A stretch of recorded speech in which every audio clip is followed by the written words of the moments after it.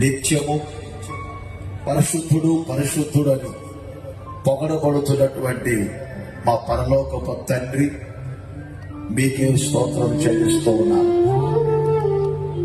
మీ పరిశుద్ధత ప్రతి ఒక్కరూ ధరించుకున్నట్లు, ప్రతి ఒక్కరి పెదవులు పవిత్రపరచబడాలని, మలిన వస్త్రం తీసివేయబడాలని, పరిశుద్ధమైనటువంటి మీ స్వరాన్ని మీ ప్రజలు వినాలని మీరు కోరుకొని ఈ రాత్రి ఒక అద్భుతమైనటువంటి కార్యాన్ని ప్రజలలో జరిగించినందుకే మిమ్మల్ని సూచిస్తూ ఉన్నాను తండ్రి.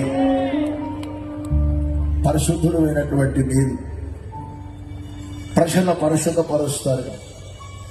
ప్రాముఖ్యంగా నా తండ్రి, మీరు భయంకరమైనటువంటి గుంటలో నుండి, పాప శాపాలలో నుండి లేవనెత్తే దేవుడుగా ఉన్నారని మీరు సెలవిచ్చినందుకు మిమ్మల్ని స్తుతిస్తూ ఉన్నాను. ఈ రాత్రి మీ వైపు చేతనెత్తి తీర్మానంతో ప్రార్థన చేసుకున్న ప్రతి ఒక్కరూ యేసు నామములో లేవనెత్తబడుదురుగాక. ఎందరూ